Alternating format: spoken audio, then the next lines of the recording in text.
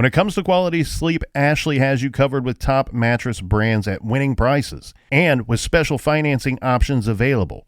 You can snooze now and pay later. Plus, your mattress purchase helps give the gift of better sleep to children in need and U.S. Special Operations Forces. Visit your local Ashley store or shop online today and make every snooze count. Financing is subject to credit approval. See store or ashley.com for details. Rosetta Stone is the language learning program with a lasting impact. I've been using their app to learn French, and it's not just about memorizing words, but actually having real conversations. And it's not just French. They offer 25 languages. Right now, Rosetta Stone has an awesome holiday deal, 50% off their lifetime membership. Every language, unlimited access forever. For anyone keen on diving deep into a new language, check out rosettastone.com. It's a game changer.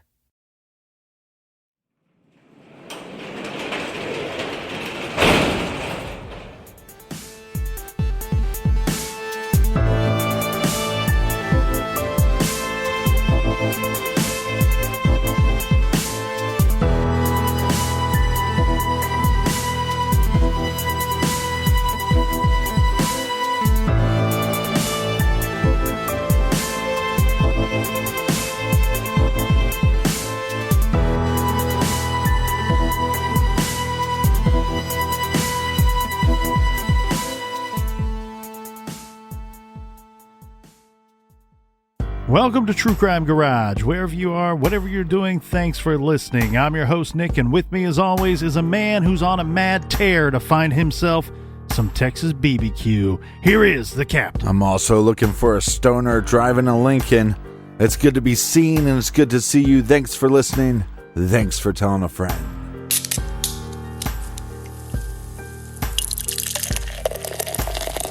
Super happy to still have some Sunset Cerveza to sip on today in the garage. This is by Oasis Brewing Company, and they serve this all year long. This baby is clean, crisp, light, and roasty garage grade 3 3/4 bottle caps. And let's give some praise where praise is due, my friends. First up, a big shout out and thank you to Grace and Nicola in Santa Monica. A big shout out to Chris in Aiken, South Carolina. And we also have a shout going out to Craig in Minneapolis, Minnesota. And a We Like Your Jib to Hillary in Sutter, California. Let's go back out east and give a thank you to Iris in Hartford, Connecticut, and last, but certainly not least, we have Lori in Augusta, Maine. Thank you to all who helped us out with this week's beer fund. Yeah, BWERRUN, Beer Run. If you need more True Crime Garage for your earballs, check out our bonus show called Off the Record. You can find that exclusively on the Stitcher app. Or go to our website, truecrimegarage.com, and click on Off the Record link. And that is enough of the business. All right, everybody, gather around, grab a chair, grab a beer. Let's talk some true crime.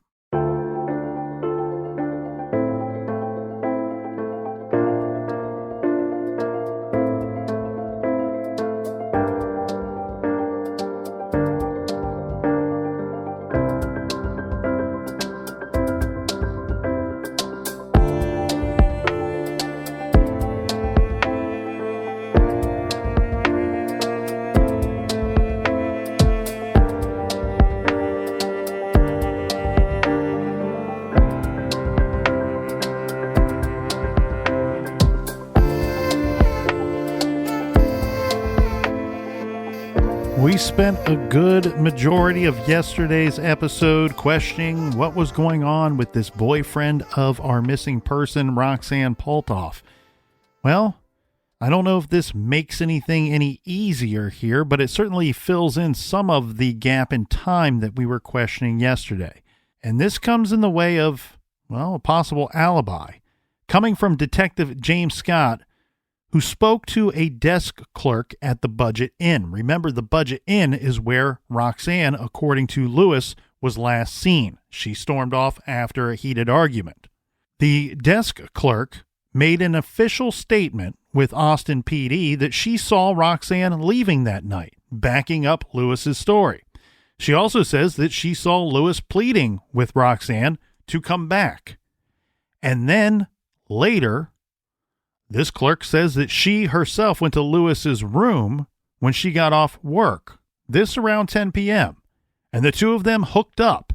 The clerk was with him from about 10 p.m. till 3 a.m., according to the clerk's statements and Lewis's statements as well. And so she could vouch for his whereabouts during that 5-hour window. According to ID Disappeared, which ran a episode on the disappearance of Roxanne, the clerk took and passed a polygraph test. But this alibi for Lewis seems, well, a little convenient, I guess. But if she took and passed a polygraph test, maybe it is accurate. One thing I do question, though, is I would like a little more detail on this story regarding what the official statements were from this desk clerk. Where is her vantage point at this hotel? Would it have been a natural area? Does she have access to a space that she could have seen Roxanne walking off? Or is she simply believing Lewis's story and regurgitating it, saying and telling the same story to the police at a much later date? The family, and this is Roxanne's family, looked into Roxanne's cell phone records, and they say that they saw something unusual. They found a ton of calls being made on Roxanne's phone while it was in Lewis's possession.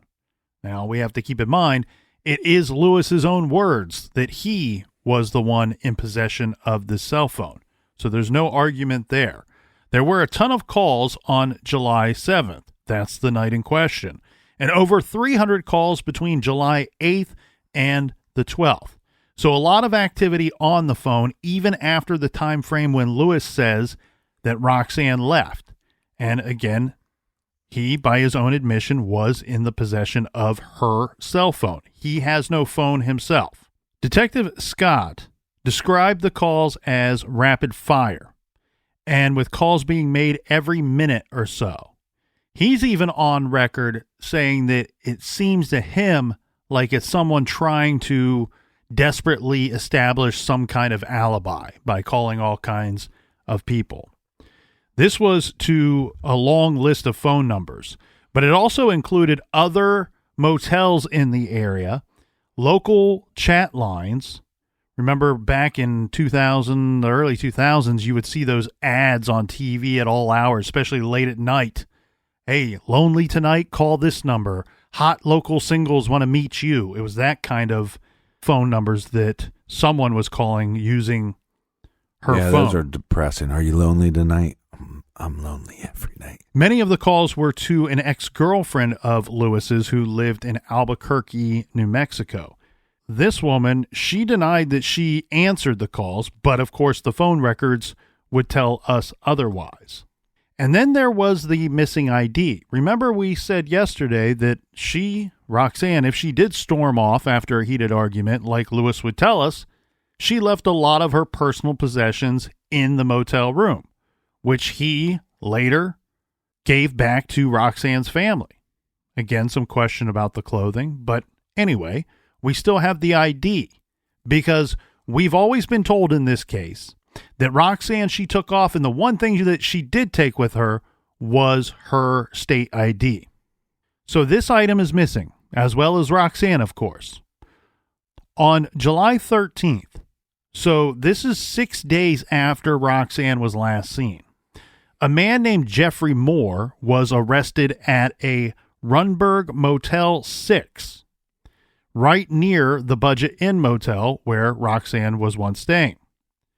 Jeffrey Moore picked up a dancer at the Perfect 10 Men's Club, asking the dancer's husband, quote, how much for her. The husband said that she could provide private dances at another location, but she would not be sleeping with Jeffrey Moore.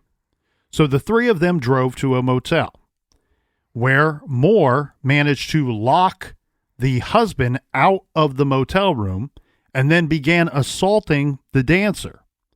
He was trying to rip off her clothing, and he beat her up pretty bad. When she started screaming, the husband grabbed a nearby security guard, his name Brian Parker, and a pass key, and the two barged into the room. Jeffrey Moore ran out of the room, but he ends up leaving behind his wallet. He also left behind his hearing aid. Jeffrey Moore is deaf and required the use of a hearing aid. So Moore goes back to the motel. This in an attempt to get his stuff, hearing aid and wallet. But he is arrested when he returns to the motel. And Parker, the security guard, opens up Jeffrey Moore's wallet. And he sees something important. In Moore's wallet was a Texas state ID that did not belong to him, and it did not belong to the woman that he was going to be charged with assaulting. It belonged to a young woman, and that's, of course, is our missing person, Roxanne Paltauf. But this was not put together with the reports of the missing young woman for a while. From my understanding here, Captain, what happened is police believed it would belong to the assault victim. The assault victim says, no, that's not me. That's not my ID. It doesn't belong to me. Right. They don't know what to do with it, but they do know they're going to be charging Jeffrey Moore with assault charges. And so this ID belonging to, they obviously have the information of the person on there, but they've not made the connection that it is in fact a missing person. So it kind of sits in an evidence locker for quite some time. Now, it comes time to return this stuff. So the person in charge of returning the items that don't belong to the person being charged figures out, oh, wait a second, we can't return this because the person this ID belongs to is missing. Long story short is this man, Jeffrey Moore, turns out to be in possession of a missing woman's state ID. And we know he's violent. That's right. And I would go ahead and label him to be a rapist or something of that nature, because that appears to me what he was attempting to do that night. And thankfully, this was stopped before it could go even further. But from my understanding, he beat up this woman pretty bad. This guy, he's deaf, so he had to be interrogated. And this is about questions regarding Roxanne's disappearance. So they sit this guy down, and with the help of an interpreter, they're hoping to get some answers. Initially, he told the police that he was friends with Roxanne, and that's how he ended up with her ID. See, this is what I have issues with in this case. We have this situation where the boyfriend says, all right, well, she left on her own. She was mad at me. And that seems somewhat believable, right? Because he seems like a guy that you would have every reason that you can think of to be mad at. But it's weird that it's like this small little item. Oh, she didn't take all this stuff, and that's easy to point out because she physically left it here. It's all here in front of me. But she took her ID with her. Was she waving it as she walked out the door, Lewis? It seems like an odd thing for him to notice that she actually took this item with her. Yeah. And then, that being as weird as I think it is, as suspicious as I think it is, it ends up turning up with this guy, this other loser. He has her ID. He's in possession of it. And his first explanation is, well, we're friends. What do you mean you're friends? You have her ID. Did you know she was missing? You had her ID for 6-7 days. Did you help look for her? Why didn't you bother to notify anybody that you have this missing person's state ID? We had to pull it off of you during the course of an arrest. Well, then that story's not quite good enough, so he changes that story a little bit. Jeffrey Moore then told police that he was friends with both Roxanne and Lewis, but not super close, only knew them a little bit. But he had recently drove the both of them on a cigarette run to pick up some smokes at a local Walgreens or a dollar store. I've heard the story presented both ways. Well, a couple things. I would like to know if this individual was the one to bring up Lewis, or if the cops brought up Lewis. You know what I mean? Like, oh, I'm friends with Roxanne. Oh, yeah, but I'm also friends with Lewis a little bit. If he brought Lewis up without the cops knowing, then he's more believable. So he says that it's during the course of helping the two of them out, taking them to go pick up cigarettes, that she left her ID in his car, and he wanted to return it to her, that was his intention. But of course now he's arrested for these assault charges. Well, this brings up an interesting point. And Lewis doesn't tell us this, but maybe he could. Before this argument got so heated that she left, was she preparing to leave anyways? Like, hey, I got to grab my debit card. I got to grab my ID because I'm going to run down the street and get some smokes. And then they get into this argument, and then she leaves, and that's how Lewis knows what she took. Could be. What we do know is that this is the story that Jeffrey Moore presents to the police about the cigarette run. And later, when questioning Lewis confirmed this story when he was interviewed with police.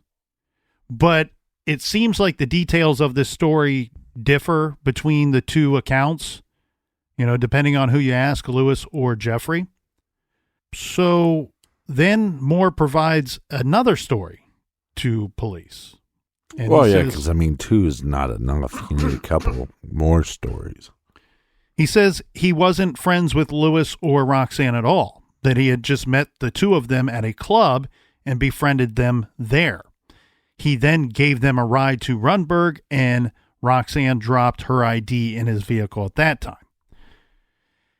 Whatever the case may be, if one of those three stories is truthful, who can say? But regardless, we have a missing person who he is in possession of their state ID, and he's giving multiple different stories as to how he obtained that ID. Well, and also what we know about this individual is if you befriend him at a club, and that once you leave that club, he'll lock you out of the room while he tries to beat the shit out of your wife and tries to rape her. That's what kind of friend he is. The other thing that I find incredibly suspicious is we have the boyfriend who isn't denying that they knew this man. The boyfriend would look a lot more innocent to me if he's saying, yeah, I don't know who that person is. Oh my God, he must have picked her up after she left here. After she stormed off in this dangerous area. No, that's not what he's saying. He's saying we knew this guy. That, yeah, we went on a cigarette run with him. Well, supposedly Lewis has an alibi, at least for a time period of the night. What about this guy's alibi?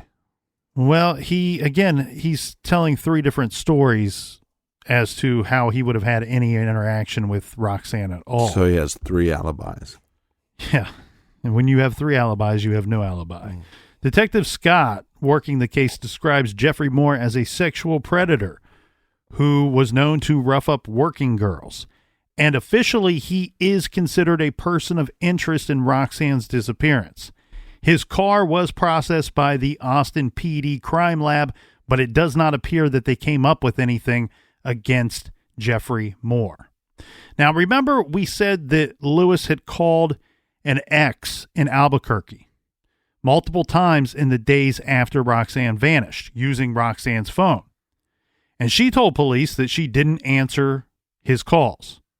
But according to an article by David Lohr for Crime Library, quote, between July 8, 2006 and July 9, 2006, there were 22 calls placed from Roxanne's cell phone to this woman, ranging from 1 to 49 minutes in length.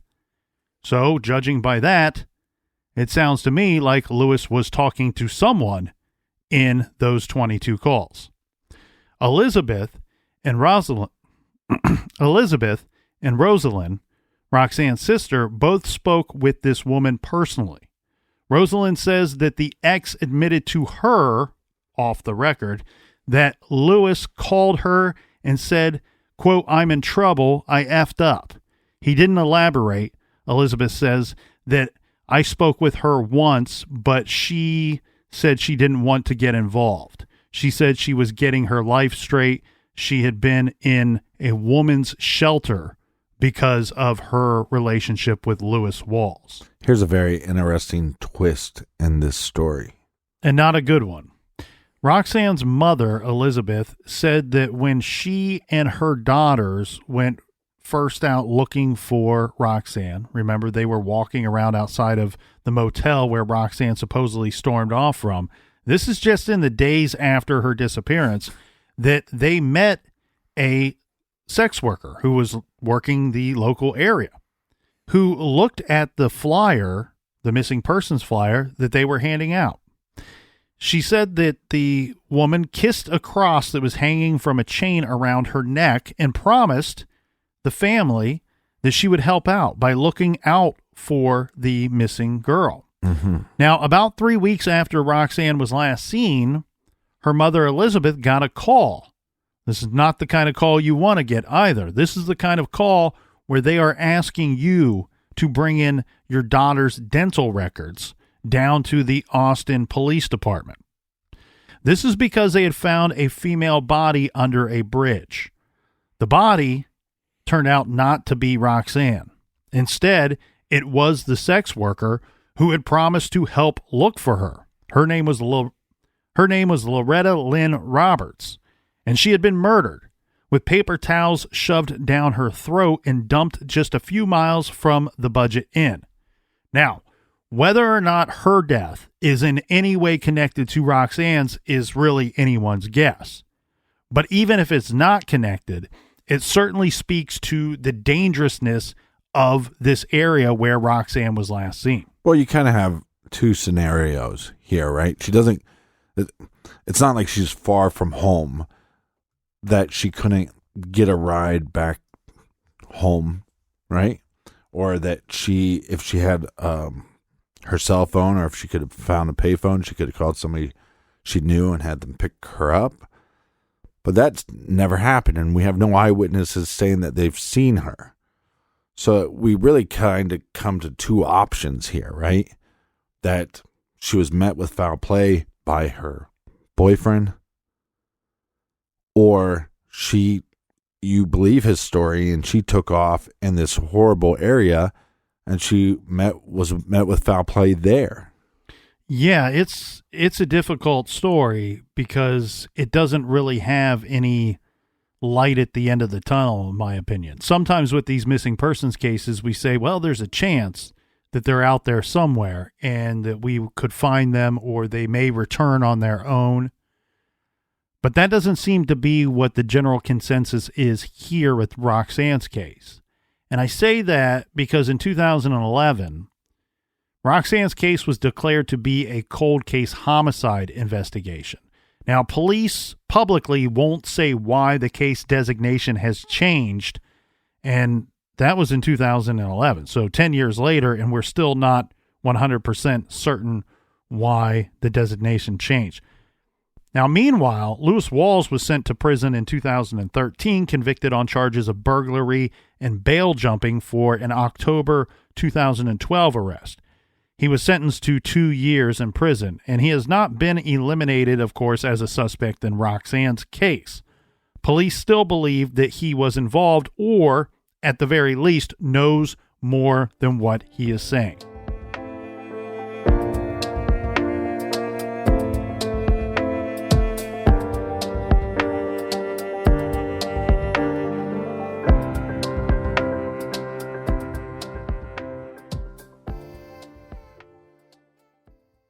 This show is sponsored by BetterHelp. Do you look forward to the holidays? Maybe you struggle with seasonal blues. This time of year can be a lot, and it's natural to feel some sadness or even anxiety about it. But adding something new and positive to your life can counteract some of those feelings. Therapy can be a bright spot, something to look forward to make you feel grounded, and to give you the tools to manage everything going on. If you're thinking of starting therapy, give BetterHelp a try. It's entirely online, designed to be convenient, flexible, and suited to your schedule. Just fill out a brief questionnaire to get matched with a licensed therapist and switch therapists at any time for no additional charge. Find your bright spot this season with BetterHelp. Visit BetterHelp.com/garage today to get 10% off your first month. That's BetterHelp, HELP.com/garage. Dreaming of overseas adventures or connecting more deeply with family from afar?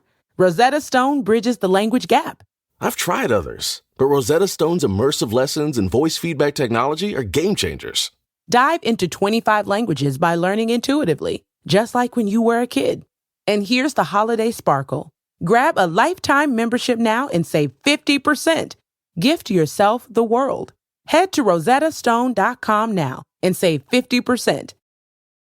The Angie's List you know and trust is now Angie, and we're so much more than just a list. We still connect you with top local pros and show you ratings and reviews, but now we also let you compare upfront prices on hundreds of projects and book a service instantly. We can even handle the rest of your project from start to finish.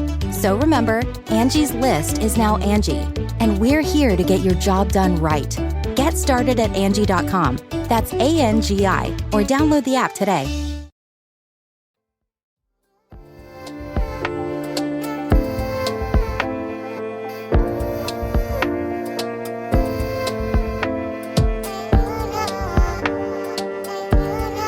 All right, cheers, mates.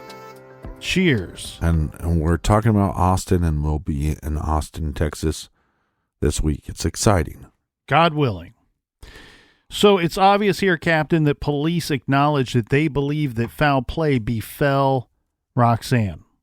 And it seems with them saying that Lewis is a person of interest, Moore is a person of interest, that they seem to think that there's probably a likelihood that one, if not both of them, were somehow involved in this. Detective Scott says his theory is that Lewis wanted Roxanne to do some things that she probably did not want to do, was not willing to do.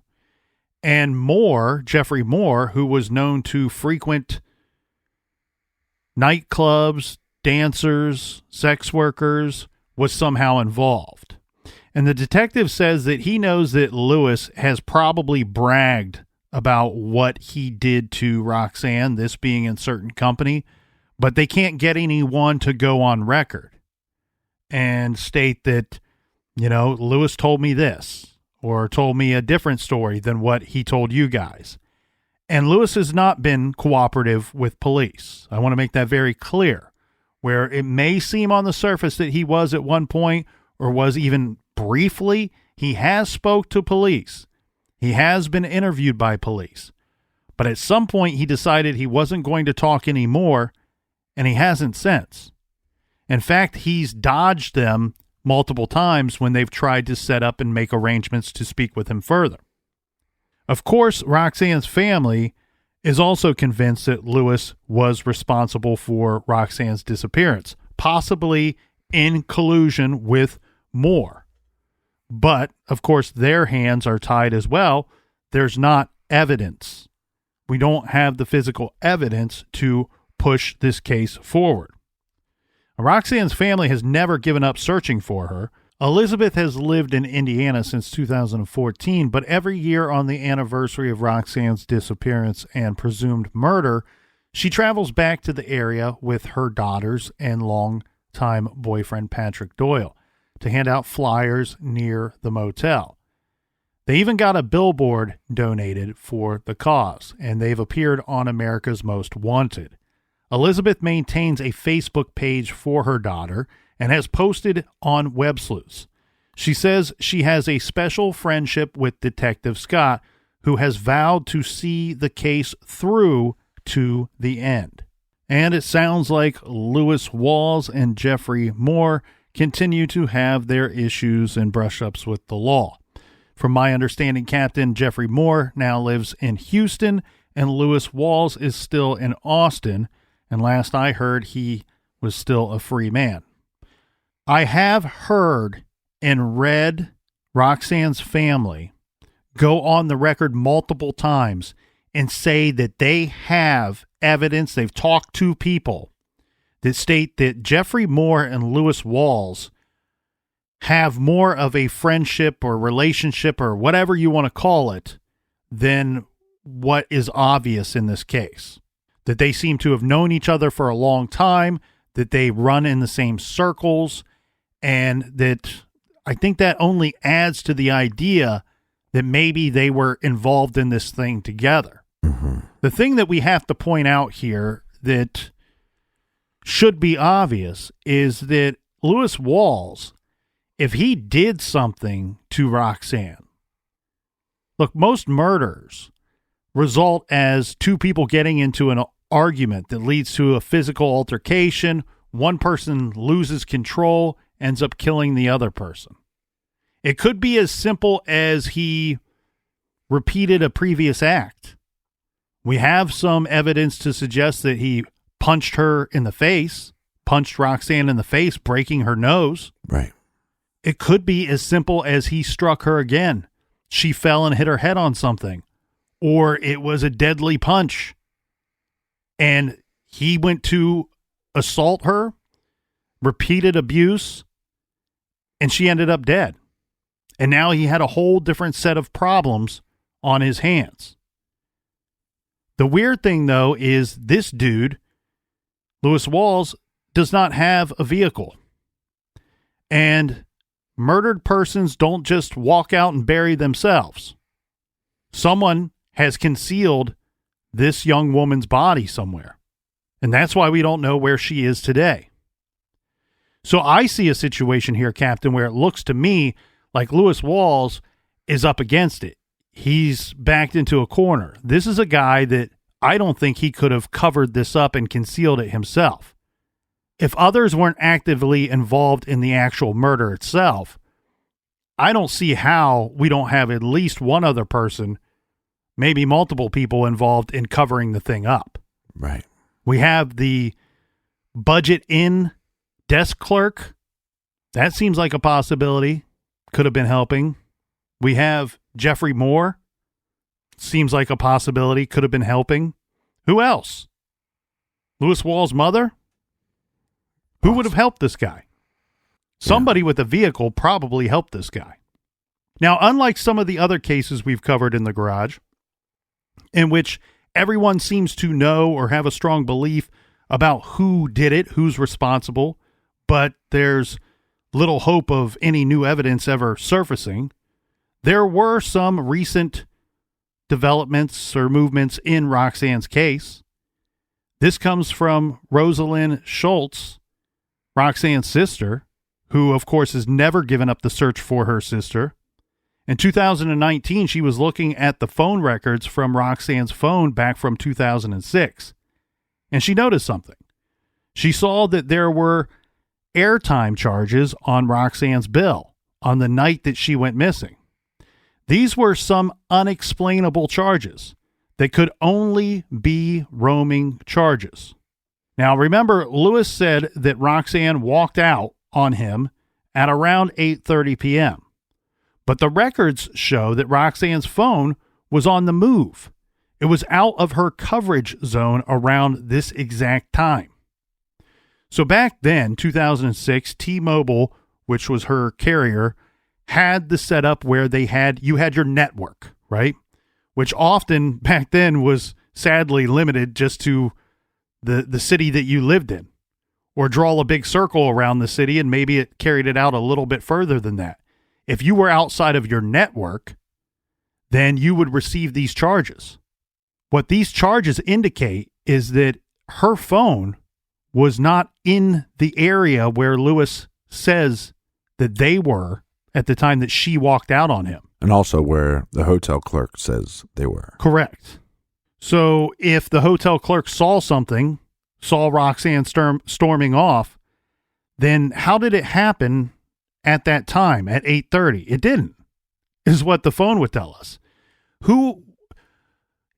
I think it would be very hard to believe and hard to convince anyone else the probability of that phone being in anyone else's possession at 8:30 p.m. on that Friday other than Roxanne's or Lewis's. But whoever was in possession of that phone, they were outside of her network. Right.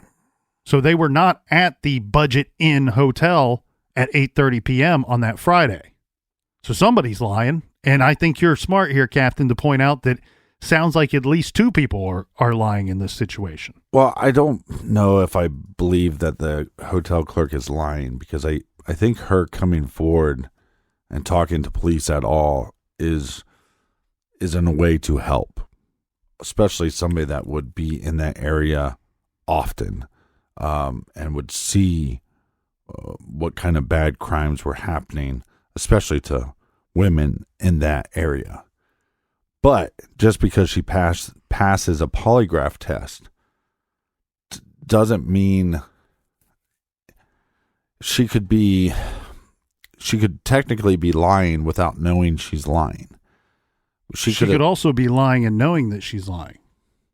I mean, there's a reason why those tests are not admissible in the court. Right. No, she could have passed the test with being able to lie. Or she sees a girl walking away from the hotel roughly around that time period, and she didn't know Roxanne. So all she has to say is, well, okay, well, I saw this girl walk away. I went down to this guy's room. I hooked up with him till 3. Then I left. All that could be true.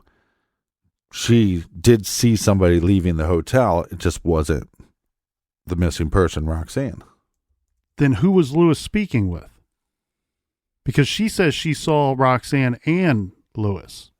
Well, she said that she saw him pleading with her. I don't know.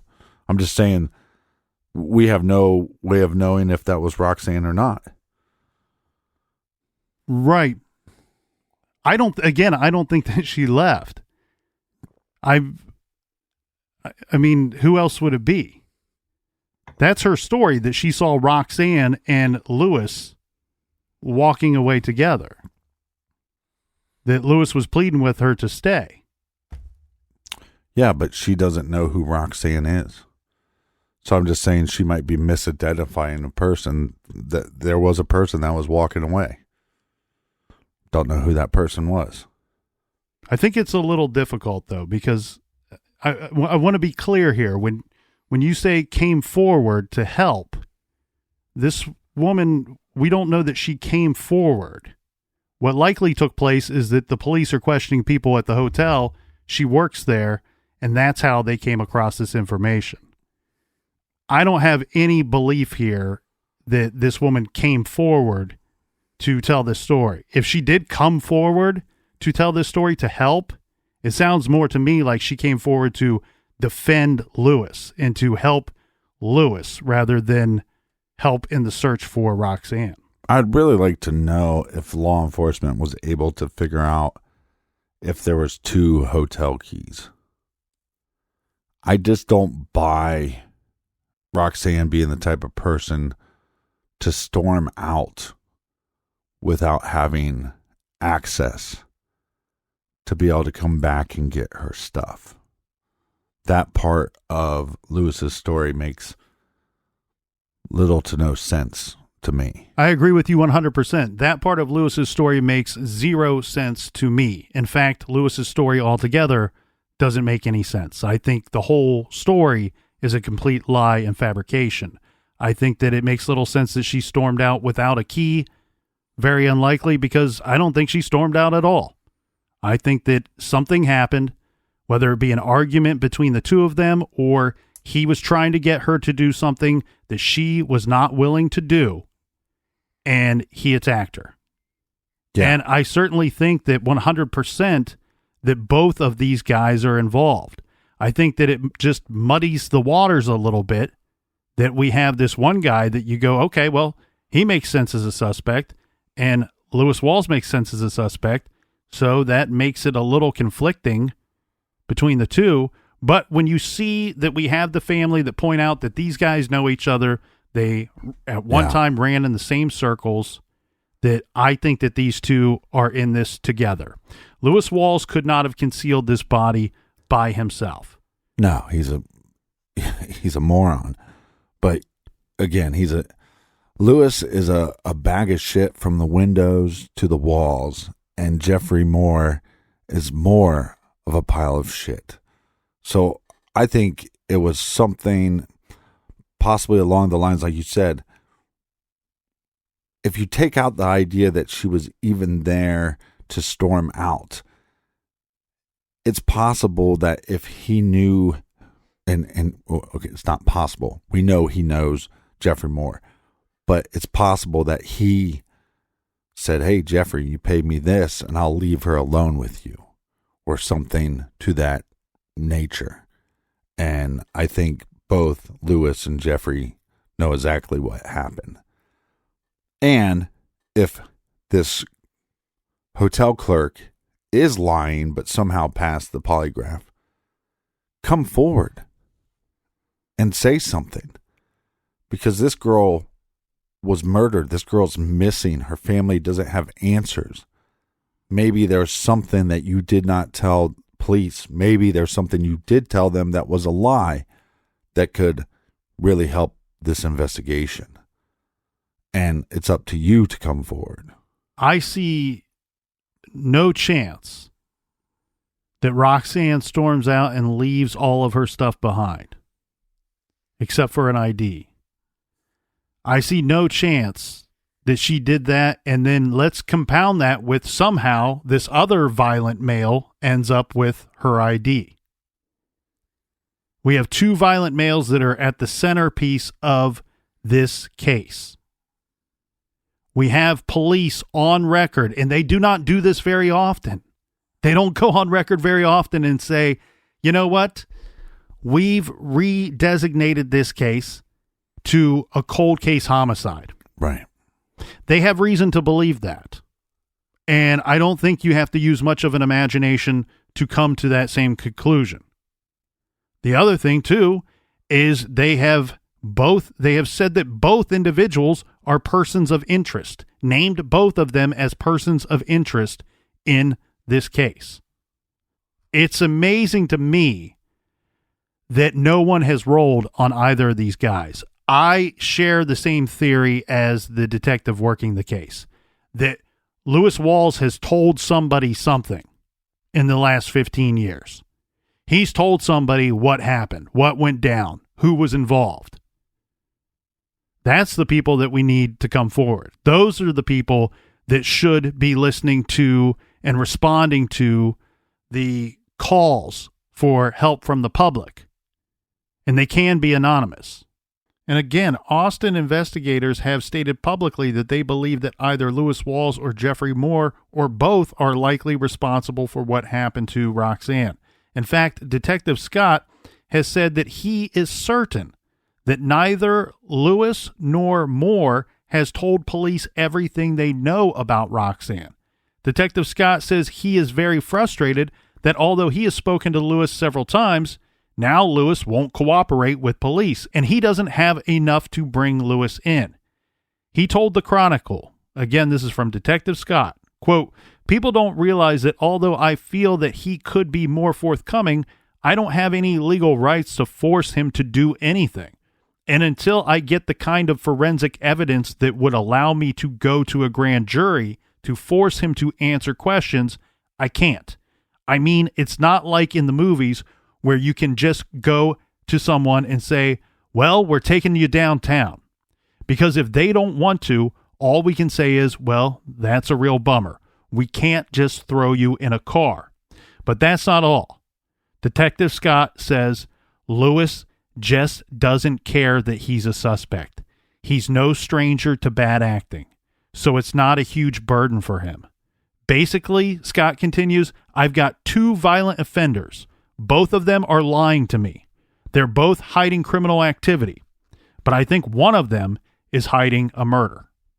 Per the Chronicle, in regards to the phone records, quote, the records reviewed by the Chronicle show approximately 48 phone calls made from Roxanne's phone on July 7th, including the potential roaming charges for 12 calls between 6:44 p.m. and 8:42 p.m., the time period during which Roxanne left the hotel, according to Lewis Walls.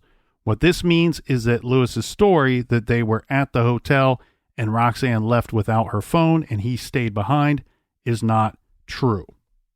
In March of 2021, detectives sent out a media reminder that they still need the public's help. This year, they hooked up with some of the local news outlets as a reminder that they were still working the case. Roxanne is still missing, and here is where you can send any information that you should have.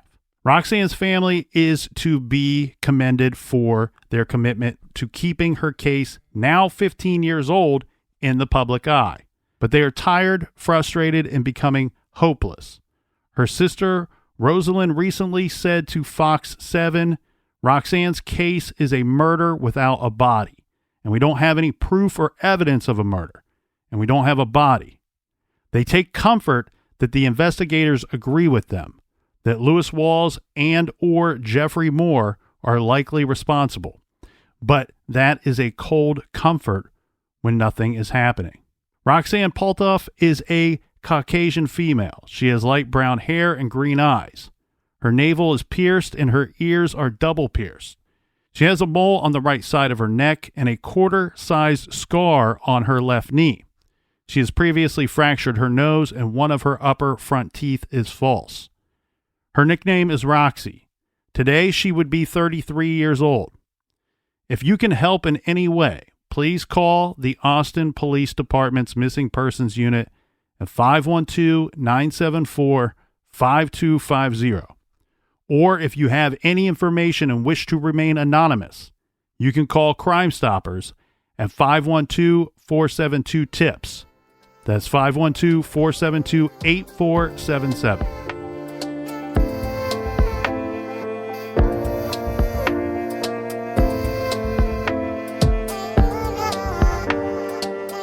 And if you have any theories on this case, go to our blog at truecrimegarage.com and join in on the conversation. Colonel, do we have any recommended reading for this week? We do not, Captain. How about a little recommended listening? How about no? Good day, sir. I wanted to read, not listen to things. Well, this is for the folks out in listener land. If you should find yourself traveling this week, well, then you're going to need plenty of good stuff to listen to, and I recommend listening to some of our old episodes. Check out episode number 424, A Bad Day in Austin, released September of 2020, or episode 229, Charles Whitman, from August 2018, and our Yogurt Shop case episodes, number 81 and 82 from February 2017. And all of our episodes are available to listen to wherever you get your podcast, including my favorite place to listen, the SiriusXM app. Join us back here in the garage next week. Until then, be good, be kind, and shout out to Brooke Roberson in Phoenix. Don't let it.